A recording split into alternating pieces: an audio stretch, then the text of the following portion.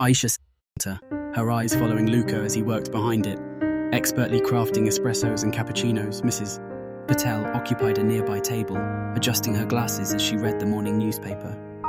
The gentle clinking of cups and the steady hum of conversation created a soothing background melody. Luca, you make the best coffee in town. What's your secret? Aisha asked with a curious smile, her Nigerian accent adding warmth to her words. It's all about the blend, Aisha. A bit of Italian passion mixed with Argentine flair. Luca replied, his eyes twinkling as he handed her a steaming cup.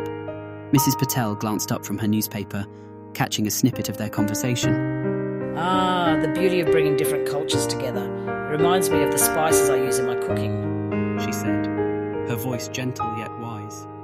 Aisha nodded, her mind drifting to her grandmother's kitchen back in Nigeria.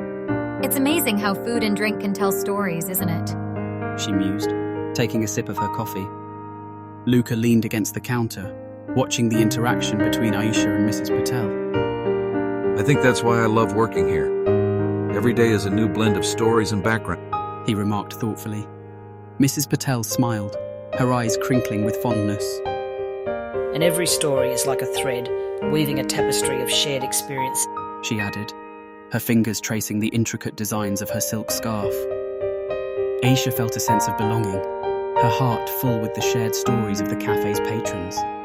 It's like we're building bridges, one cup at a time, she said, her voice filled with hope. Luca nodded, his smile broad and genuine. Yes, and those bridges connect us in ways we never imagined, he agreed, raising his cup in a silent toast to their unspoken. Zane mutters to himself, feeling the weight of his creative block. What's the point? Nothing I draw feels right. He sighs, tossing the pencil aside. Suddenly, a gust of wind flips the pages on its own, stopping at the very last one where a faint outline of a door appears. I didn't draw that, he says in confusion as the door on the page starts to glow, pulling him into the sketchbook. Zane looks around in shock. Where am I? A girl, Lena, steps out from behind a giant pencil tree, wearing a jacket with paint splatters and carrying an oversized paintbrush like a sword. Welcome to the art realm, where everything you create becomes real. She explains. Wait, I drew that door, and now I'm here? He asks. Lena points to the sky where parts of the watercolors are dripping away, revealing emptiness. If you don't start creating again, this place will disappear forever. Zane admits his doubt. I don't know how to fix it. I don't even know if I can. Lena encourages him. That's doubt talking. Try. With hesitation, Zane sketches a plank, and it appears beneath their feet. As he gains confidence, he sketches more steps until the bridge rebuilds itself. See? Your creativity is still there. It's just buried under fear. They cross the bridge to a fountain of colors, glowing but still.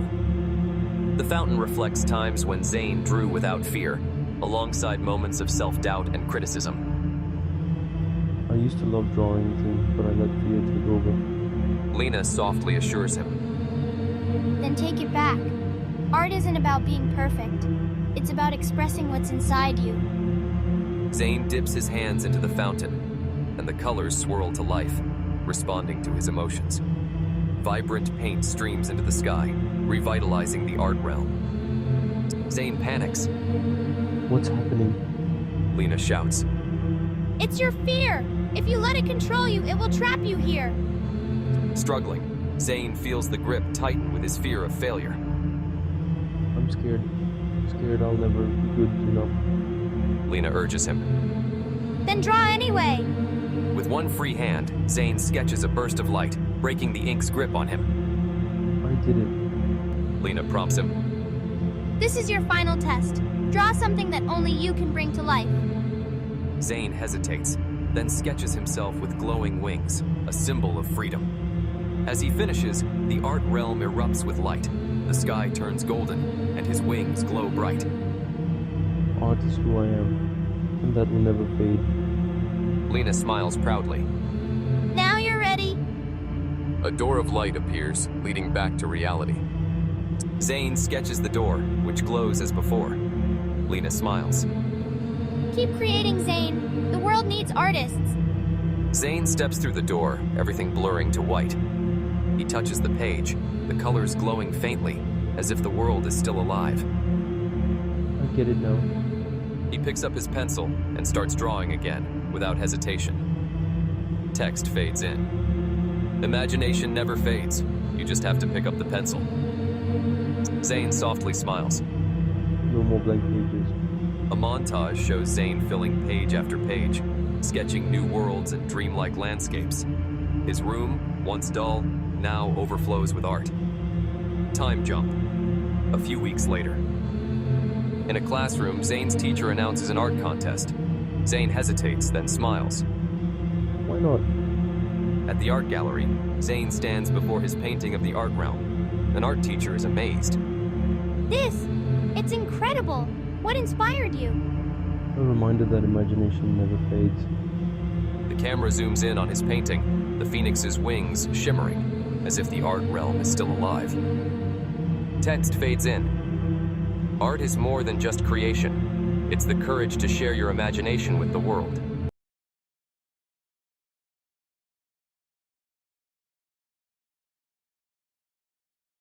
And Sam strolled together, their laughter echoing through the park.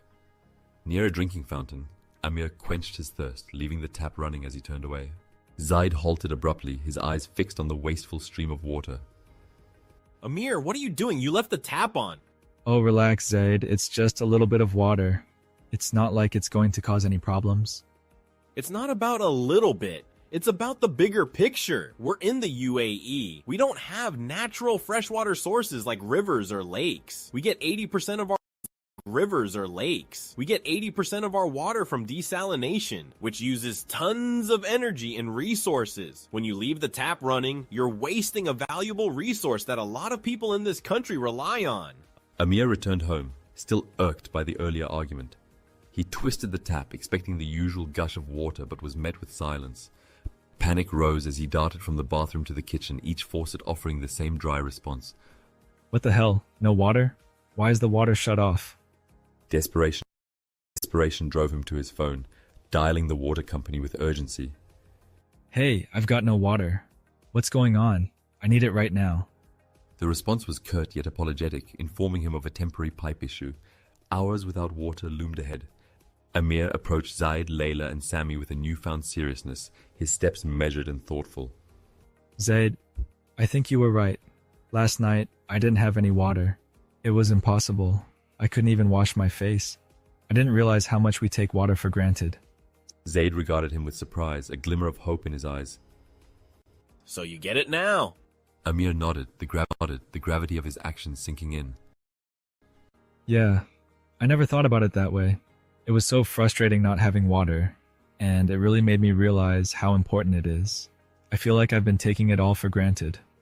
Zaid spoke with a blend of relief and urgency.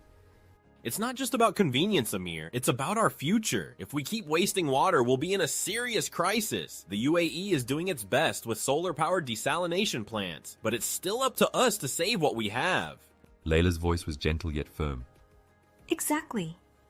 I read that the UAE is aiming to get 50% of its energy from renewables by 2050. But even with those efforts, we all have to pitch in. Every little bit counts. Sammy added quietly, his tone serious. One small action might seem harmless, but when millions of people do it, it becomes a huge problem. Amir offered a determined nod. Yeah, you're right. I'm sorry, Zaid. I was stubborn. I promise, I'll be more careful. I won't leave taps running anymore. I can't ignore the bigger picture. Zaid smiled, the tension easing as understanding bridged their differences. I'm glad you see it now. It's not just about me trying to lecture you. It's about all of us having a shared responsibility. If we all take small steps, we can make a huge difference. Stood on the balcony of her state-of-the-art laboratory, gazing at the vibrant city below. The hum of technology was a constant reminder of the progress humanity had made. Beside her, Alex Reynolds, a young and inquisitive tech journalist, adjusted his holo recorder, eager to delve into his newest story. So, Dr. Carter, what makes Aura different from other AI? Alex asked, his eyes reflecting the glimmer of the screens around them. Aura is designed to learn and adapt, but more intriguingly, it has the potential to understand emotions. Dr. Carter explained, her voice filled with both pride and curiosity. Aura, standing still, seemed to be processing their discussion, its digital eyes flickering with faint curiosity. Alex leaned forward, intrigued by the notion of an AI understanding emotions. But can Aura truly feel, or is it just simulating what it observes? That's the question we're trying to answer. Dr. Carter responded thoughtfully as Aura tilted its head as if pondering the same question. I am learning, it stated, its voice smooth and contemplative. But what is feeling? Dr. Carter smiled gently, watching Aura with a mix of admiration and hope. Perhaps it's the journey to understanding that matters most. She mused, turning her gaze back to Alex. And the decisions we make along the way. Alex added, his mind racing with possibilities for his article. Dr. Carter and Alex stood together, contemplating the future. The role of AI will depend on how we choose to integrate it into our lives. She reflected, her words hanging in the air like a gentle warning.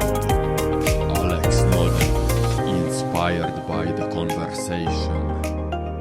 This is just the beginning, he said, knowing that the story of AI and emotions was far from over.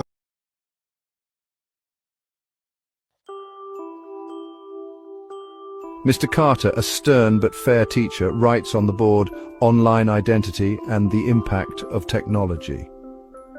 Mr. Carter, for this project, I want you to explore how technology shapes our lives, social media, screen time, and cyberbullying. Presentations are due Friday. Low voice. Easy. I'll just copy stuff from the internet. At the back of the class, Alma, a quiet but hard-working student, bites her lip. She doesn't have a laptop or Wi-Fi at home. In the corner, Yara, her hoodie pulled up, scrolls through her phone, smirking. She's posting something. Laughing. Did you see the new post on at Hillside Confessions? She holds up her phone. The screen shows an anonymous post. Some people should stop pretending to be smart when they can't even afford a laptop. Just drop out already, Tareem snickers. Alma, passing by, catches a glimpse of the post. Her face pales.